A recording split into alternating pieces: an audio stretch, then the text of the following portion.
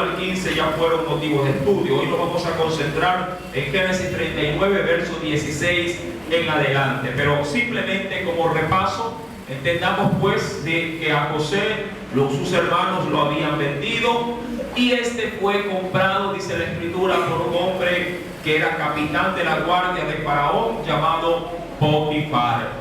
Y la Biblia menciona que prontamente José fue tenido en mucho al ver que este muchacho tenía de parte de su Dios la bendición de ser un varón próspero.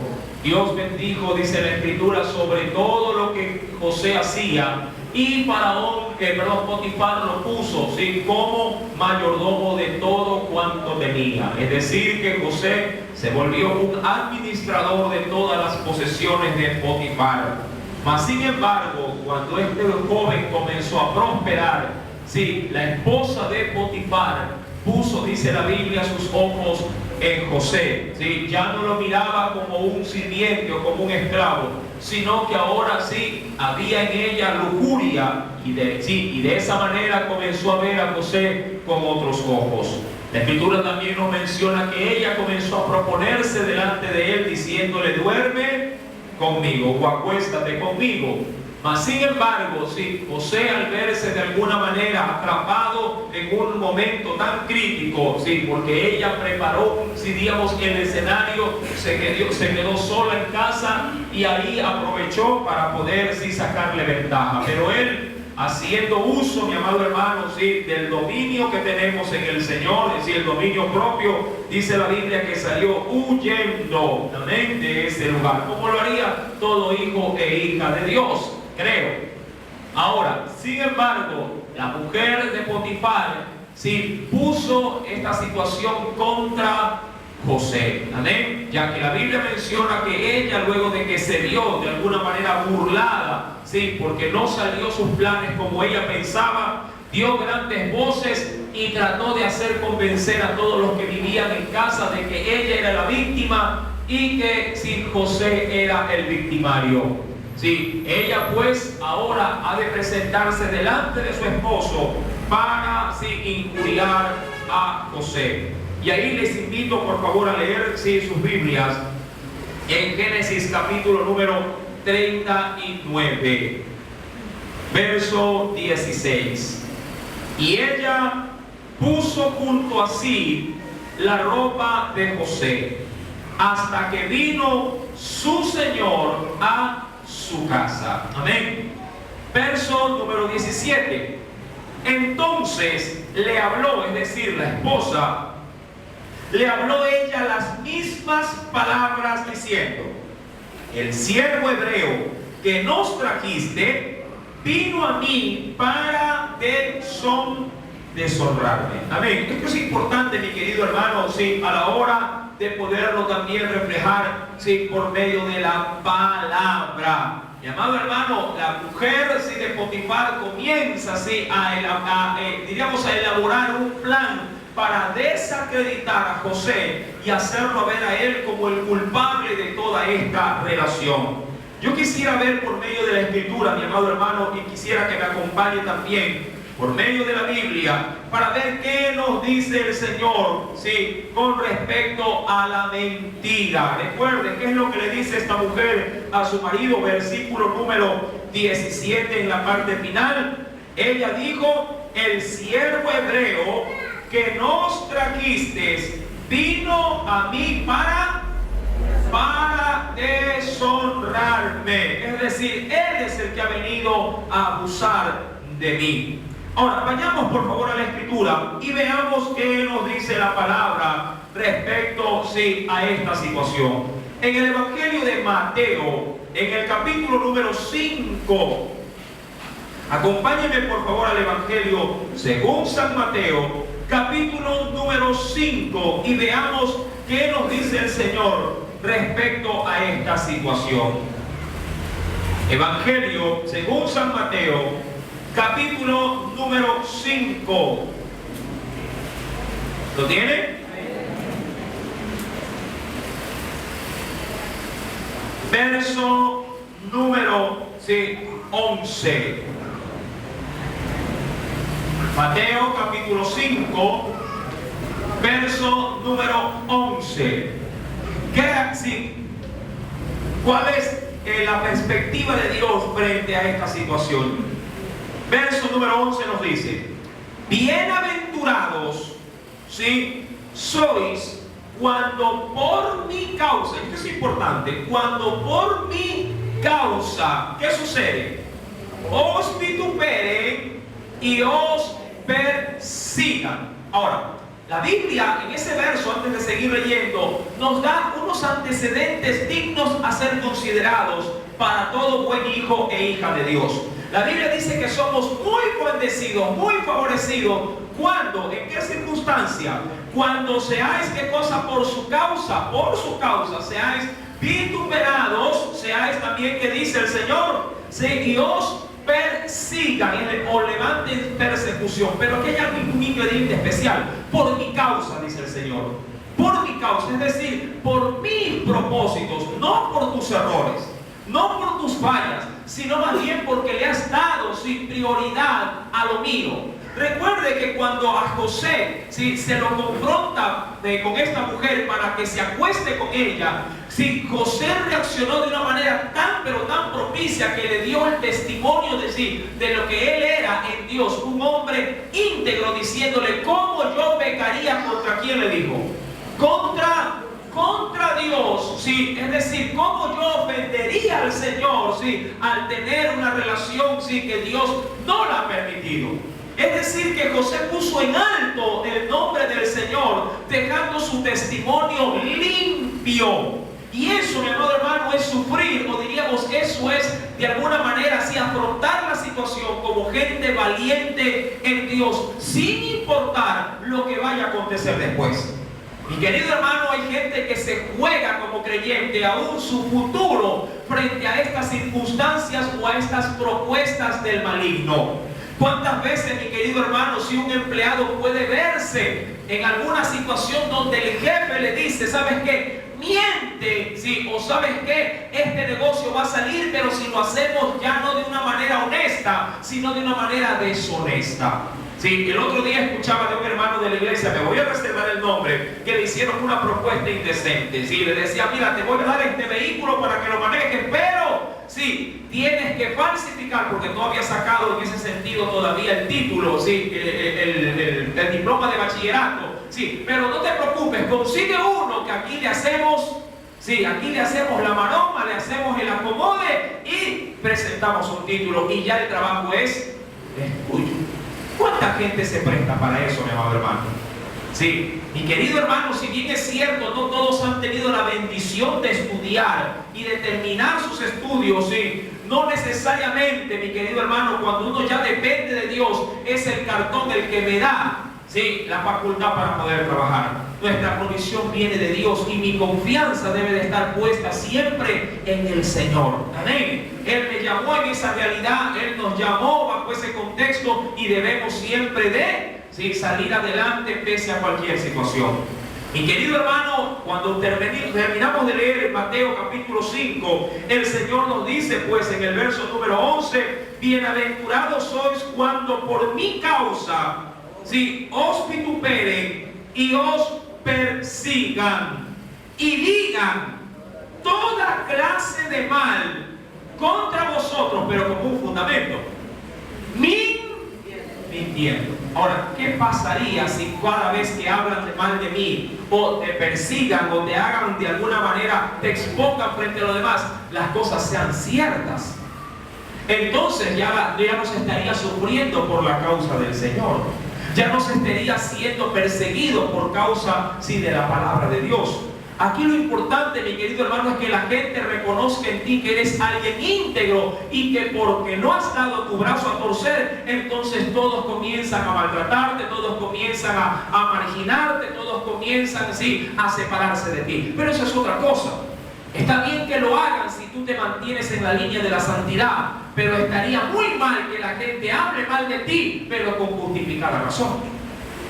Mucha gente, mi amado hermano, no guarda su testimonio, no guarda su santidad y obvio da la pauta para que otros hablen mal del Evangelio usando su mal testimonio porque no ha podido guardar la línea entre la santidad y la contaminación.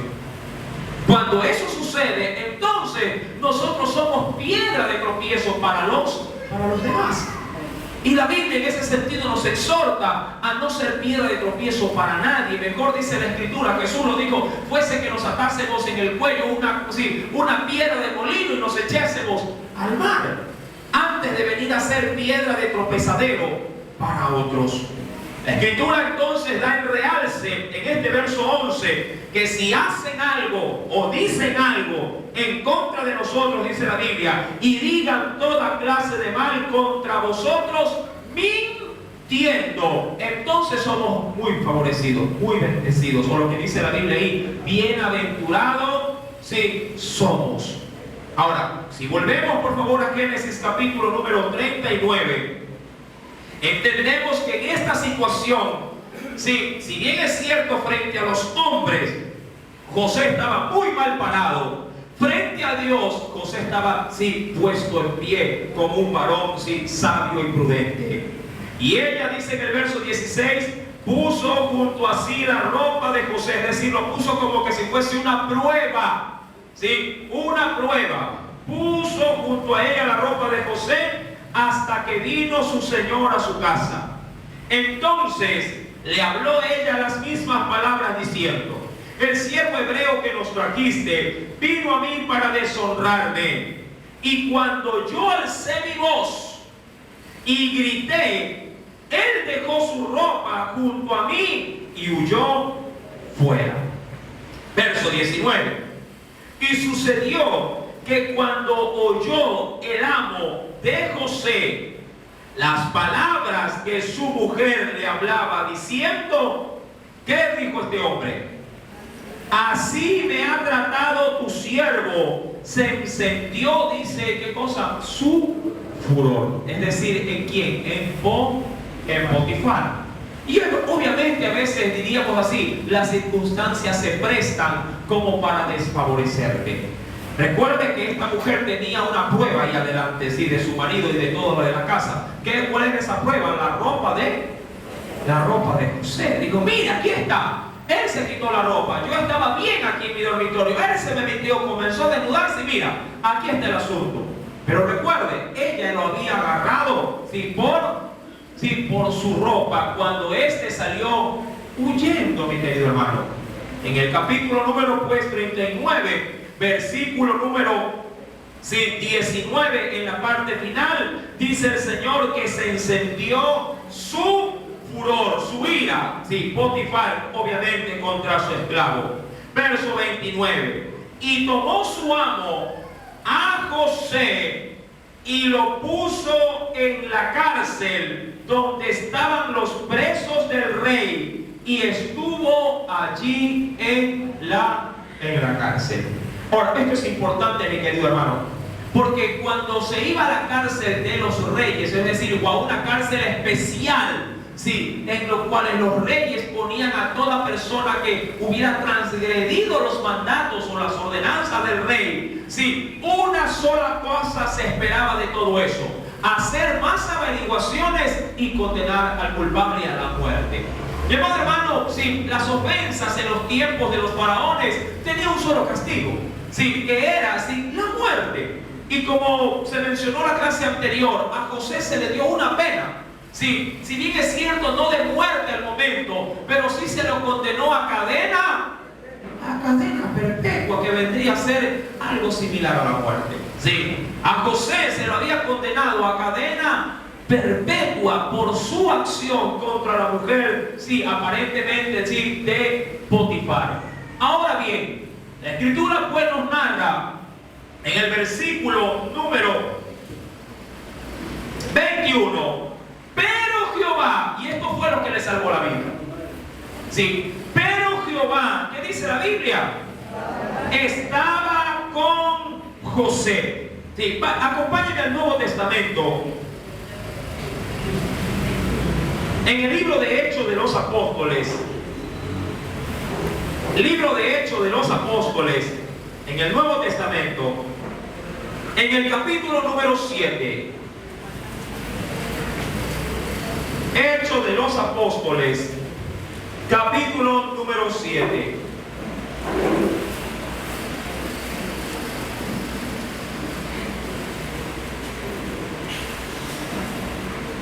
¿Lo tienen? Hechos de los Apóstoles, capítulo número 7. Nos dice el Señor en el verso número 9. Este texto lo certifica, así como lo dice el Antiguo Testamento. En Génesis también lo dice el verso número 9 del capítulo 7 de Hechos. Testificando, recuerde aquí, Esteban delante de todo el pueblo judío, antes de que lo mataran, por cierto. Dice el verso 9: los patriarcas, aquí Esteban está dando testimonio, movidos por envidia, vendieron a José para Egipto. Pero, ¿qué había sucedido? Pero Dios estaba ¿con quién? Dios estaba con él. Y esto es importante, mi querido hermano. Dice la Biblia así: Dios estaba con él. Ahora, ¿qué produce eso de que Dios esté contigo? Es decir, ¿en qué te beneficia de que Dios esté contigo? El versículo número 10 lo complementa de una manera muy especial. Y le libró de todas sus tribulaciones. Esa es la ventaja. Cuando Dios está contigo, la Biblia dice que Él te libra de todas las tribulaciones. Ojo, no dice que no vas a tener tribulaciones. Lo que dice el Señor es que te va a librar, vas a salir bien parado de todas las angustias que el enemigo te presente. Eso es lo que dice el Señor. Sí, aquí no es de que me entrego a Cristo para que el mal nunca más me toque. Vengo a Cristo para que la enfermedad nunca más toque mi cuerpo. Vengo a Cristo para que todo sea felicidad, todo sea color de rosa. No, estamos equivocados. Mi amado hermano, la Biblia dice que en el mundo tendremos aflicción. Amén. Así que cuidado con hacerle oídos a esos que dicen pare de sufrir. Ningún pare de sufrir. Amén. En el mundo tendremos aflicción, pero el mismo Señor nos alienta diciendo: pero confiad, porque yo he vencido al mundo. Amén. Y esa es la fortaleza que recibe el creyente. Mi amado hermano, José fue un hombre muy atribulado desde su juventud, aún desde su niñez. Recuerde que a sus hermanos le tiraban contra, sus hermanos lo marginaban. La Biblia dice que a él no le podían hablar pacíficamente. Sí, por apodo lo llamaban. Mi amado hermano, dice la Biblia pues en el verso número 10: y le libró de todas sus tribulaciones. ¿De qué manera? ¿Cómo lo hizo? Le dio gracia y sabiduría. ¿Delante de quién, mi querido hermano? Delante de Faraón, rey de Egipto. Mire, con gracia, no con pelea, no con fuerza, sino que el Señor puso gracia y le dio sabiduría, le dio mucho conocimiento de cómo debiera de conducirse frente a las situaciones críticas. Es verdad, mi querido hermano, a veces cuando la situación se pone fea, muchas veces no sabemos cómo reaccionar. Podríamos caer en desesperación, podríamos caer de pronto en angustia, gritando y de alguna manera descontrolándonos. Pero un creyente no puede actuar así. Debemos buscar en Dios su dirección, su gracia, su palabra para refugiarnos en ella y mantenernos tranquilos, en medio de ese mar alborotado. Amén. Esa debiera de ser la postura correcta de todo hijo e hija del Señor. Recuerde, el Señor lo libró de todas sus tribulaciones. Pero recuerde por qué. Porque Dios estaba con José. Cuando retomamos el libro de Génesis, capítulo número 39, aún en la cárcel, ¿qué sucedía? Mire, cualquiera diría: uy, hermano, qué desgracia, caí en la cárcel injustamente. Otra cosa es caer en la cárcel o que te llegue algo, porque has sido negligente. Usted no puede decir: uy, hermano, estoy siendo bienaventurado por causa del Señor, porque mi marido me ha alzado la voz, me ha gritado, me ha insultado porque no hice el arroz. Estoy sufriendo por la causa del Señor. No, eso no es sufrir por la causa del Señor. ¿Sí? Eso es ser negligente, mi querido hermano. ¿Sí? Atienda bien a su marido. ¿Sí? Plánchele la ropa, guárdesela, póngasela donde debe de estar, prepare la comida, deje todo listo y entonces vaya al culto, porque no va a haber impedimento. Amén. No ponga de excusa al Señor, la Biblia, la oración, sí. No ponga de excusa las cosas espirituales para no hacer sus responsabilidades. Amén. Los maridos están contentos ahorita. Sí, no ponga esa excusa, sí, porque a la verdad, mi amado hermano, el Evangelio no es causa de irresponsabilidad, sino que al contrario, cuando Cristo y su palabra llega, nos hace más sabios y más responsables todavía. Amén. Igual con los maridos, sí, es igual también. Los esposos no pueden decir, uy, mija, me voy al culto, sí, y la comida, ya no sé, hora para que el Señor, no, ninguna hora, tienes que ir a trabajar. Amén. Tienes que proveer, porque los que no proveen para su casa, dice la Biblia, que han negado la fe. Seríamos considerados peor que un incrédulo. Uy, hermano, es que no hay trabajo. Si no hay trabajo, ven que yo te doy trabajo. Te compro un racimo de verde y te lo pones a vender asado en la esquina. Y te doy trabajo rapidito. Amén. Mi querido hermano, si hay trabajo, la gente no le gusta hacer, sí, cosas de que de pronto otros consideran, sí, deplorables. Se van a España y van a recoger coliflor. Y aquí no quieren alzar una papa. Mi amado hermano, debemos de entender que el vago es el que no consigue trabajo. Amén. Usted tiene, sí, en sus manos el poder, mi querido hermano, para poder ser bendecidos por el Señor. No espere que la manzana le caiga en la boca. Si súbase al árbol, arranque la manzana y comparta con su familia y verá cómo el Señor bendice, sí, su hogar. La Biblia pues nos narra, mi amado hermano, que aún en la cárcel, donde cualquiera hubiera podido decir, uy, hermano, qué desgracia, estoy en la cárcel, o qué desgracia, estoy en el hospital, o qué desgracia que mis hijos se han enfermado, qué desgracia porque se fue mi marido y me quedé sola.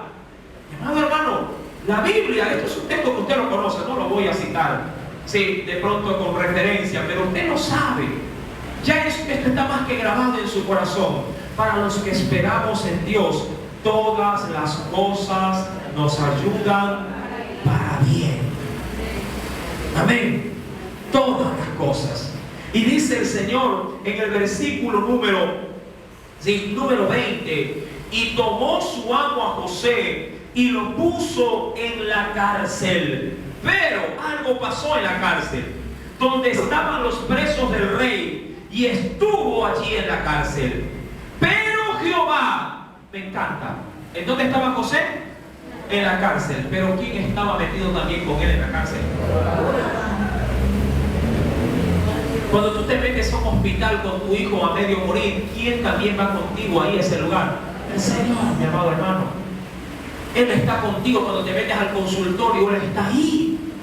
¿Sí? Cuando de pronto estás en el colectivo y están robando en el carro, Él también va ahí, mi amado hermano. Jehová estaba con él en la cárcel. Cuando estás llorando porque de pronto el sinvergüenza de tu marido se te levantó la mano y te estropeó, te maltrató, Jehová está contigo ahí. Amén. Mi querido hermano, Jehová estaba con él, dice el versículo número 21. Y como estaba Dios con él, ¿qué sucedió? Y le extendió, me encanta, le extendió, es decir, que le dio más. Cuando habla de extender, significa que él ya tenía gracia de Dios, ¿verdad que sí la tenía? Desde que estaba en la casa de Potifar, ya José era un hombre muy prosperado por el Señor. Pero cuando la cosa se puso más fea, ¿qué tuvo que hacer el Señor? Sí, usted tiene un refrán que dice que hay que estirar los pies hasta donde nos llega la sábana, ¿verdad? Sí, pero ¿qué pasa cuando ya los pies se salen demasiado de la sábana? Sí, ya no hay cómo crecer, ¿verdad? Sí, cuando ya los pies crecen más y los zapatos te van comenzando a quedar apretados. Sí, mi amado hermano, sí, cuando más grande se puso la situación en cuanto, sí, a lo caótico que él estaba viviendo, la Biblia dice que Dios extendió más su misericordia, su gracia, sí, su sabiduría sobre este joven. Versículo número 21. Y le extendió su misericordia y le dio gracia. ¿Ahora en quién? En los ojos del jefe de la cárcel. Él era un preso, mi amado hermano. Y de pronto, ¿con qué acusación estaba él metido ahí? Un término legal. Acoso sexual, diría violador, diría cualquiera. Con eso se metió a la cárcel. Con ese currículum entró él ahí. Ahí no le dijeron que es inocente. No. Él entró ahí como un violador. O como alguien que tenía una tentativa de violación. Así entró. Sí, que cualquiera de pronto de puro, este hombre sí, ha defraudado, ha engañado, sí, ha maltratado, sí, y ha mordido, diría cualquiera, sí, la mano de aquel que le dio de comer. Mi amado hermano, él entró con esa ficha en la cárcel, como un intento de violación, o por la acusación mismo. Esta mujer se sintió ultrajada, de acuerdo a lo que testificaba la mujer de Potifar. Pero como Dios sabía que era mentira, como Dios sabía que lo habían vituperado, que le habían creado falsos, Dios extendió su misericordia. Versículo número 21 en la parte final: y le dio gracia en los ojos del jefe de la cárcel. Y aún en la cárcel, mire lo que sucedió. Verso 22. Y el jefe de la cárcel entregó en mano de José el cuidado de todos los presos que había en aquella prisión. Todo lo que se hacía allí, ¿quién lo hacía? Él lo hacía, José. Mi amado hermano, no importa dónde usted esté. Mucha gente utiliza esta excusa: hermano, lo que pasa es que en mi casa es un infierno, y en la cárcel, ¿cómo creen que las cosas son? ¿Ah? ¿Cuántos han ido a visitar en la cárcel? ¿De visita nomás? ¿Sí? ¿Y cuántos le ha tocado vivir en la cárcel? Alce nomás la mano, y aquí nadie lo está viendo. Mi amado hermano, la cosa es terrible. Yo he visitado la cárcel, la cosa es terrible. Ahora en la nueva cárcel se ve bonito, ¿verdad? Pero vaya hacia la antigua. Eso es terrible, mi amado hermano. Cuando uno camina ahí, mi querido hermano, sí, parece que estuviera cumpliéndose la palabra, sí, en el valle de los huesos secos. Uno camina, parece que todo es muerte ahí. Hay lugares donde ni aún ni los propios guías penitenciarios quieren entrar. Ni aún los policías, para poder entrar, tienen que llamar a toda una compañía porque los linchan allá adentro. Hay un pabellón entero de puro homosexual. A los hermanitos disque hermanos o mal parqueados, que ellos lo detectan, los violan. Solamente los creyentes verdaderos, los que son firmes, no los tocan. Sí. Todo esto, mi querido hermano, sí es caótico allá adentro. Y en una situación muy similar estaba José. Pero la Biblia dice que donde abunda la maldad, sobreabunda la gracia. Amén. Y la gracia de Dios estaba sobre José. ¿Y de qué manera, mi querido hermano? Acompáñeme, por favor, a la Escritura y veamos un texto de referencia.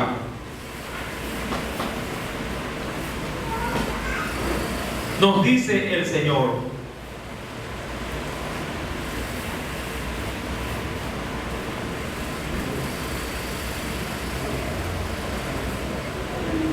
en el libro de los Proverbios, en el capítulo número 3, Proverbios, luego de los Salmos, capítulo número 3. ¿Cuántos quieren tener la gracia de Dios? ¡Qué bueno! Libro de los Proverbios, capítulo número 3, verso 1 al 4. Si usted quiere tener gracia de Dios, ponga en práctica estos 4 versículos y va a ver que su vida va a cambiar. ¿Ya lo tienen? Proverbios 3, verso 1 al 4. Hijo mío, mira cómo empieza. Hijo mío. ¿Cuántos son hijos de Dios? Pues si somos hijos de Dios, dice el Señor, no te olvides de mi ley. Recuerda, si eres hijo de Dios, ¿ya?, y quieres gracia del Señor en tu vida, no te olvides de su ley. Y tu corazón guarde mis mandamientos. Ojo, cuando dice que no te olvides, significa que debes de leer mucho la palabra. Pero como segunda propuesta de Dios, es que debes de vivir la palabra. Debes de conocer la palabra, pero debes de guardar, dice la Biblia, guarda mis mandamientos en tu corazón.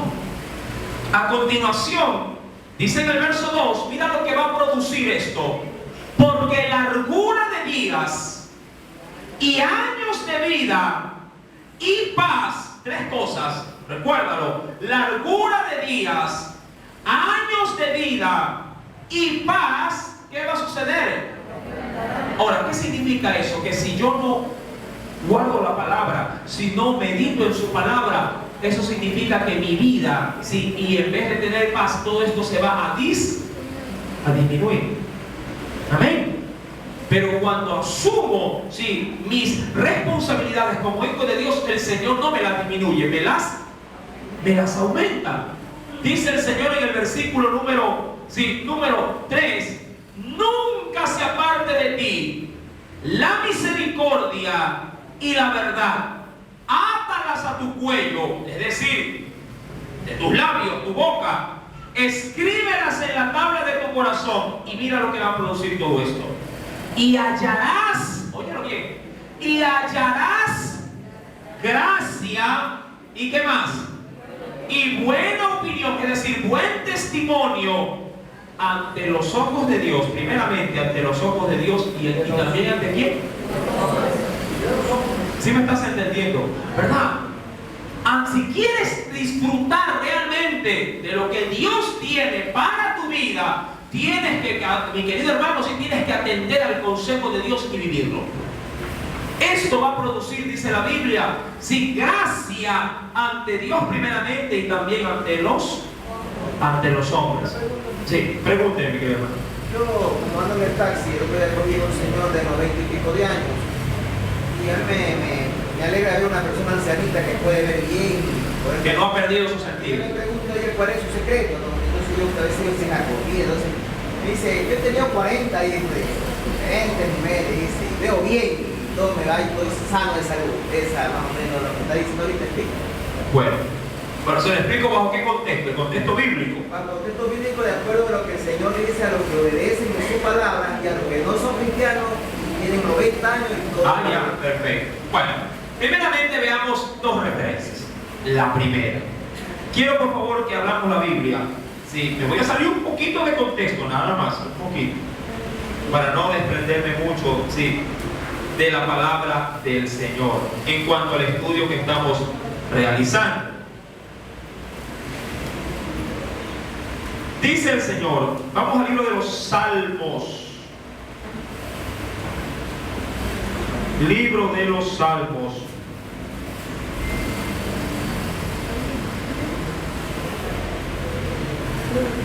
Déjeme ubicar el texto primero. Sí, en el capítulo 40.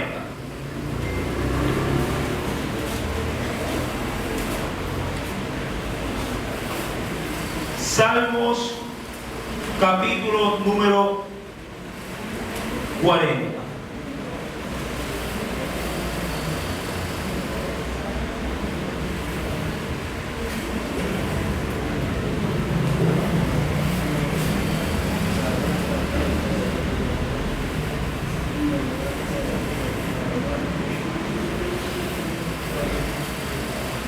Un segundito, por favor.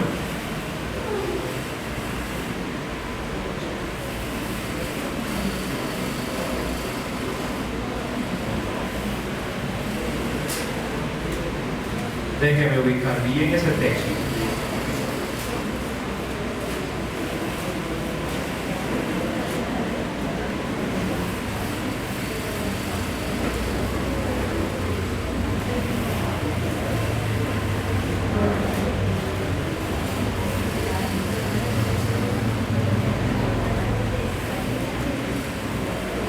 Perdón, 90. Ahí está. 90. Ahora sí. Salmos capítulo 90. ¿Ya lo tienen? Versículo número 7 al 10. Primeramente consideremos esto. ¿Ya lo tienen? Salmo 90, versos 7 al 10. Porque con tu furor o tu ira somos consumidos, y con tu ira somos turbados. Pusiste nuestras maldades delante de ti, nuestros yerros, ¿sí?, o equivocaciones o pecados, a la luz de tu rostro. Verso 9. Porque todos nuestros días, eso hablando de la edad, todos nuestros días declinan, ¿sí?, a causa de tu ira. Acabamos nuestros años como un pensamiento. Verso número 10. Los días, y así lo considera en este caso el salmista, los días de nuestra edad, ¿cuánto el Señor nos da ahí de rango?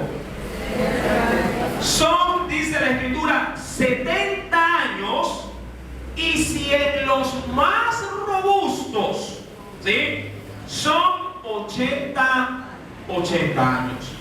Con todo, su fortaleza es molestia y trabajo, porque pronto pasan y, dice ahí, volamos. Ahora, ¿cuánto es el margen tope que da ahí la Biblia como referencia tan solo? 80 años. Mi amado hermano, pero yo le pregunto por el contexto leído. Sí, por el contexto que hemos leído. Pregunto, llegar a esa edad, si bien es cierto, diríamos, puede ser causa de gozo, puede ser causa de admiración, sí, por parte de los hombres, pero ¿cómo lo mira el salmista? ¿Cómo lo mira el salmista? Bajo el contexto que hemos leído. ¿Cómo lo ve? No solamente trabajoso, ¿cómo más lo ve? Como algo molestoso, pero ¿cómo más lo ve? Mire lo que dice, mire desde donde comenzamos a leer. Desde el versículo 7. Porque con tu furor somos consumidos, con tu ira somos turbados. Pusiste nuestras maldades delante de ti, nuestros yerros a la luz de tu rostro, porque todos nuestros días declinan a causa de tu ira. ¿Cómo el Señor ve? ¿Cómo ve el hombre? ¿Cómo ve el salmista este asunto de llegar a 70, 80? ¿Lo ve como una bendición a la verdad? ¡No! Lo ve como un castigo. ¿En comparación de qué? De que Dios, mi amado hermano, nunca quiso que el hombre viviera ni 60, ni 70, ni 80, ni 100. Dios hizo al hombre para que viva una vida eterna. Recuerde que Dios, en el libro del Génesis, el Señor le cortó al hombre la edad, que vivía 600, 700, 800, 900 años. De pronto, de un momento a otro, sí, ahí en la torre de Babel, ¿qué hizo antes de confundir, antes de castigar al hombre? Perdón, antes del diluvio, perdón. Antes de todo esto, ¿qué hizo el Señor? Le cortó al hombre la vida hasta 120 años. Y cuando llegamos a los salmos, de 120, ¿a dónde nos baja? 70, 80.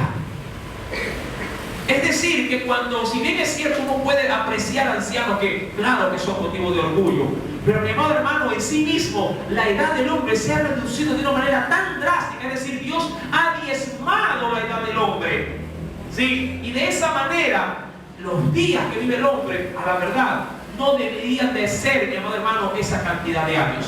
Debería de ser, sí, de una manera sumamente abundante. Ahora, que bien es cierto que un hombre pecador puede llegar a vivir un poquito más, claro que sí, eso es indudable. Pero, mi amado hermano, vivir, por así decirlo, y perdone la redundancia, vivir con vida sin Cristo no es vivir. No es vivir. Porque aquel que vive sin Cristo, cuando muera, verá calamidad. Pero el que vive, así sea 5 días de vida, 1 día de vida, 30 años de vida, con Cristo, cuando vuelva a vivir, vivirá por la eternidad. Y esa es la gran diferencia. Por eso es que usted de pronto se rasca la cabeza preguntándose a sí mismo y preguntándole a Dios: Señor, ¿por qué este vive más que mí? ¿Por qué este de allá, que de pronto yo me cuido, estoy enfermo, y el de allá amanece borracho y va como que sin nada? Y uno dice: Señor, ¿qué pasó? Fallaste, me estás fallando, ¿qué está sucediendo? Uno le pregunta, le reclama a Dios. Y no es eso, mi querido hermano. Míralo de esta manera: el enemigo a ti te quiere muerto, porque eres un peligro, un atentado para el diablo. Tú eres, y quiero utilizar un término un poquito medio gracioso, tú eres un terrorista para el diablo. Porque cada vez donde tú vas como una bomba. Cristo y explota para que la palabra pueda ser impartida a tu alrededor. Y el enemigo muchas veces por eso se aprovecha y nos enferma, nos pone obstáculos, nos limita, nos pone dolor aquí, dolor allá. Pero el creyente verdadero no calla, comparte y comparte hasta que su Señor lo venga a ver. Y de pronto el de afuera vive contento, sin problema, está gozoso, tiene un carro más bonito que el tuyo, tu casa es de caña, la de él la tiene de cemento armado, pero mi amado hermano, la de él se va a destruir y la que tú tienes en el cielo va a durar toda la vida. Amén. Eso es lo que el creyente anhela y aspira a Dios. Pregúnteme, hermano. Puede ser también yo analizado que, acuérdense que en el libro de Ezequiel, cuando le aumentó los años, ya dijo, por causa de David, ¿no? Y por amor a mí, no puede ser por causa de tu padre o de tu vecino, de tu hermano que ora por ti, te aumentaré los Bueno, años. muchas razones pueden haber, sí, muchas razones. Lo importante es a dónde enfocar esa gracia adicional que Dios nos quiere dar. Porque en el caso de Ezequías, por ejemplo, el Señor le añade 15 años más, pero en esos 15 años este hombre se equivoca. Se equivoca. Porque en esos 15 años, en vez de darle honra a su Dios, sí, mi amado hermano, cuando le vienen a visitar los babilonios, le muestra todo él, pero nunca le mostró al Dios que lo había sanado. Y Dios lo castigó. Y Dios le dijo, por cuanto esto hiciste, todo lo que le enseñaste a los extranjeros van a ser de ellos. Y en ese momento estaba tan descabezado Ezequías que dice, uy, qué buena palabra que el Señor me ha dado, le dijo. Porque no lo va a hacer mientras yo viva, lo va a hacer cuando mis hijos estén. Pero amado hermano, el daño de tu hijo es tu daño también. El dolor de tu hijo es tu dolor, ¿o no? Mi amado hermano, sí, aquí lo importante es saber aprovechar la gracia. Sea porque tienes a una mujer que está que ora al lado tuyo y el marido está bien dormido, roncando, y la mujer llorando para que el Señor bendiga a su marido al día siguiente con un trabajo, con una bendición. ¿Verdad que suele pensar así? ¿Verdad, maridos, que así pasa? Usted a veces te levantas arriba de la gañosa y la ves a la vez, esta loca que hace bulla, que no me... Cuando está orando por ti.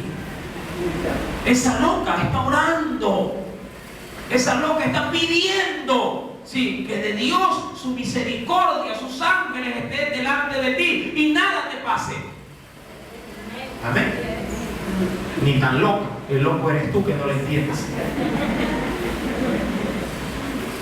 Mi amado hermano, porque la Biblia dice que es locura para el mundo, ¿verdad? Pero en Dios no estamos locos. Y si estamos locos para el mundo, pues bendita locura. Porque el Evangelio es locura de Dios. Sí, para nosotros. Aleluya. José está en la cárcel. Y como mencioné en la clase anterior, ¿quién hubiera renegado de esta situación? Señor, me estoy guardando. Le dije no a esa mujer, sí, que quería abusar, que quería poner, sí, todo contrario a tu voluntad, me paré firme. Y así me paga. Cualquiera hubiera dicho eso. Y así me paga, Señor, metiéndome en la cárcel. ¿Por qué no me defendiste? Cualquiera hubiera reaccionado lógicamente, pero ahorita no. En su lógica humana, de hecho, Señor, pero si estoy defendiendo la verdad, me paré firme. Y ahora me meten en la cárcel. Mi amado hermano, si algo la Biblia realza es que José nunca, sí, le reclamó a Dios su condición. Y eso es muy loable. Que cuando las cosas se ponen duras y difíciles, sí, los siervos de Dios no reniegan, sino que aceptan la voluntad de Dios. Eso es importante. ¿Cómo tú eres en casa? ¿Aceptas la voluntad de Dios? ¿O porque no te pagaron ese día si vas pateando al perro?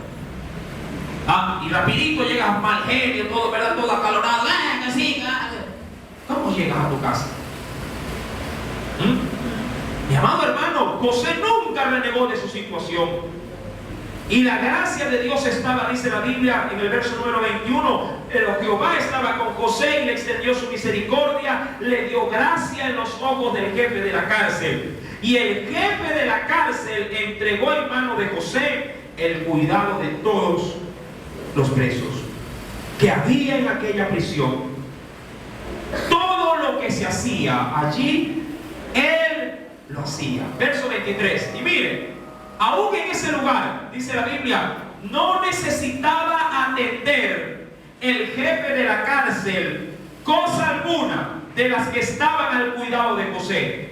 Pero me encanta, porque siempre lo dice, porque Jehová estaba con José. Este texto, mi amado hermano, creo que se repite a lo largo de todo el capítulo 29, ¿verdad? Lo hemos leído constantemente, pero ¿por qué tanto el Señor lo hace notorio? Porque lo mismo puede pasar contigo si Dios está contigo, mi amado hermano. No importa, vuelvo y repito, no importa dónde estés. No uses de excusas, es que estoy aquí lejos, es que estoy aquí cerca, es que estoy metido acá, estoy metido allá, es que usted no sabe que tengo a mis hermanos que son difíciles, es que tengo a mi mujer que es difícil, tengo a mis hijos que están en droga. Mi amado hermano, no hay límite, para Dios, para que su presencia esté contigo. No hay limitación, no hay obstáculo.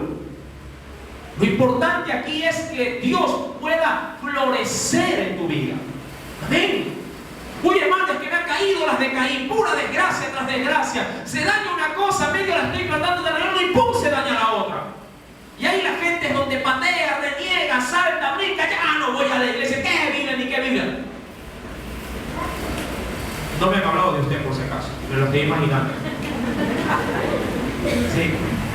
Y ahí de pronto el esposo o la esposa sensata, con cordura, dice, pero mi amor, tranquilo, ya va a pasar, ¿verdad? Y decimos que somos maduros. Decimos que somos ya con experiencia. Y medio la situación se te pone ya bien difícil y ya quieres tirar la toalla. Que mejor me voy donde mi mamá los paró y voy a ir donde la mamá. No. Hermano, si quieres irte a algún lado, tírate a los pies de tu Dios. Él te va a solucionar tu situación. Él te va a librar. Recuerda lo que leímos. Él te va a librar de todas tus tribulaciones. Pero tienes que ir a la gasolinería correcta, a la de Dios. Ahí el Señor pondrá de su Santo Espíritu. Esa es más fuerte que la super, aún que la gasolina de avión. Él te llevará a las alturas con su Espíritu. Y ahí encontrarás paz y dirás, perfecto, Señor, estoy tranquilo, esto va a pasar. Y verdad, y pasan las cosas. ¿Verdad que pasa? Dicen por ahí que no hay mal que dure 100 años, ni cuerpo que lo resista, pero de que pasa, pasa. Mi amado hermano, Dios estaba con José ahí metido en la cárcel. Dice el Señor, y lo que él hacía, Jehová lo prosperaba. Qué importante. Qué importante es que tus manos puedan ver la prosperidad de tu Dios. Todo, dice la Biblia, lo que él hacía, Jehová lo prosperaba. ¿Quieres saber si realmente Dios está contigo? Emprende algo. Si ves que va a comer, si ves que va teniendo malos finales, dile, Señor, ¿qué pasa? No le reclames a Dios que Él es el culpable. Dile, Señor, ¿qué pasa conmigo? ¿Por qué no prosperas el fruto de mis manos? ¿Por qué todo lo que quiero hacer se desbarata? Señor, ¿será acaso que no estoy haciendo tu voluntad? ¿O será acaso que lo que estoy haciendo lo estoy haciendo bajo mis propios principios de razonamiento y no me estoy dejando llevar por tu palabra y por tu espíritu? Mi amado hermano, yo no digo que la pobreza sea pecado, pero sí que a veces la calamidad nos golpea porque somos desobedientes. Vuelvo y repito, pobreza no es sinónimo de pecado. Pero mi querido hermano, tú debes de entender que muchas veces sí llega miseria a nuestras vidas porque andamos en desobediencia, andamos en rebeldía. Y cuando alguien se rebela contra su Señor, no espere de Dios que Dios lo bendiga. Mucha gente podría decirte por un micrófono, no importa cómo estés, no importa lo que estés haciendo, el Señor te va a bendecir, te profetizo que todas las cosas van a salir bien, y no saben que tu vida anda de cabeza, que tu vida anda desorientada. Mi amado hermano, el Señor no puede bendecir algo que está contaminado, no puede bendecir algo que está sucio. Pregunto, ¿tú tomarías un vaso de refresco, una cola, en un vaso que no ha sido lavado hace 30, 15 días atrás? Tú lo cogerías y dirías, aquí sírveme. ¿Cuántas veces tú mismo has mandado a devolver los vasos, las cucharas, cuando viene y dice, uy, está sucia la cuchara? ¿Y a qué la mandas? lávame esto, o cámbiame la cuchara, ¿verdad que es así? Cuando a veces te llega una camisa y supuestamente ya está dobladita y planchada, y uy, mira el cuello, está todo negro, esto está mal lavado. Tú mismo, siendo hombre, usando tu razonamiento, sí, lo mandas a devolver, lo mandas a lavar otra vez. Imaginémonos lo mismo con Dios. Quieres obtener su misericordia y cuando Dios se acerca dice, pero mira su cuello. Y yo diría, mira su corazón, está sucio, está duro, está insensible. ¿Cómo te puedo bendecir de esa manera? Si te voy a dar mi misericordia, mi amor, mis milagros. Sí, yo no puedo tener la seguridad de que me vayas a glorificar porque con un corazón sucio no puede haber grandeza de Dios. Amén. No puede haber, mi amado hermano, sí, una verdadera sincronía en lo que Dios quiere hacer cuando andamos en rebeldía. Pero cuando el Señor derrama su misericordia en un corazón realmente, sí, limpio, entonces la cosa cambia. Acompáñame, por favor, al Nuevo Testamento para culminar.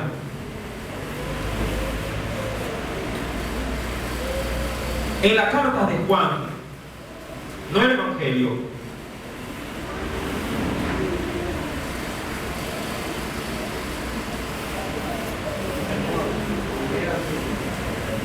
en la primera carta de Juan,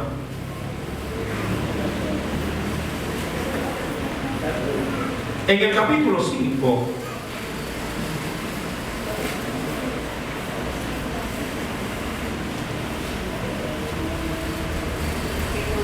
¿lo tiene? Verso número 2 al 3. En esto, óyelo bien, en esto conocemos que amamos a los hijos de Dios. Cuando amamos a Dios, y dice ahí, y guardamos sus mandamientos. Y mira lo que dice el 3. Pues este es el amor de Dios, que guardemos sus mandamientos. Y mira, me encanta. Y sus mandamientos, no son para los hijos de Dios. Y sus mandamientos, ¿qué dice la Biblia que son? O que no son más bien. Y sus mandamientos, dice ahí, no son gravosos. Gravosos. Ahora, este término gravoso, mi amado hermano, es molestoso. ¿A cuántos maridos muchas veces las palabras de su mujer como que sí, les retiñen en el oído? Dice, ya, otra vez lo mismo. Yo otra vez, ya sé. Pero yo tengo que decir, no, ya sé, ya no me lo digas. Mi amado hermano, a veces nos ponemos así con Dios. A veces así nos ponemos con Dios. Dios diciéndonos con su palabra todo lo que tenemos que hacer. Sí, ya sé, sí. Como que nos causa molestia. Como que nos causa molestia cada vez que nos dicen que hay que congregarse, por ejemplo. Ya sé que hay que ir al domingo y le dicen, no, es que no moleste. Déjame hacer lo mío. No es así, mi amado hermano. La Biblia dice que los mandamientos de Dios para sus hijos no son molestosos, no son gravosos, sino que más bien deberían de ser una dulzura, deberían de ser un motivo de alegría cada vez que el Señor me dice algo. Yo digo, amén, sí Señor, gracias por esa palabra, la acepto, la recibo y la voy a guardar. Cuando eso sucede, entonces, mi amado hermano, todo lo que tú hagas, de seguro el Señor lo va a bendecir. Pero cuando la misma palabra comienza, sí, a retumbarte en los oídos y tú lo asumes para mal, mi querido hermano, un problema tienes en tu corazón. ¿Cuántas veces se te dice en casa, mire que no debo de adelantar, de tu misma casa, porque aquí hay muchos hogares cristianos, sí, donde tienen bastante conflicto con sus parejas? Hijito, ven a leer la palabra, ya sé, no moleste. Cuando yo tenga tiempo, el Señor sabe, claro, el Señor sabe que no lees. Es verdad que el Señor sabe que no oras. Ya sé. No, mi amado hermano, todas las palabras de Dios deben de ser deleite. Decía la Escritura en otros pasajes bíblicos también, sí, que esta palabra, mi amado hermano, sí, para aquel realmente que ha sabido conocer a Dios, esta palabra se asemeja a un manantial, se asemeja a la misma miel. Sí, es dulce como la miel su palabra. Mi querido hermano, culmino pues haciendo notorio lo que dice Génesis capítulo número 39, verso 23. No necesitaba atender el jefe de la cárcel cosa alguna de los que estaban al cuidado de José, porque Jehová estaba con él, y lo que él hacía, Jehová lo prosperaba. Amén.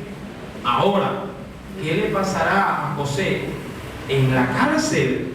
Sí, eso lo sabremos el próximo día domingo, si así la gracia del Señor nos lo permite. Amén. Mientras tanto, alabemos a Dios y glorifiquemos su nombre, porque Él nos habla de lo que nos quiere. Oremos.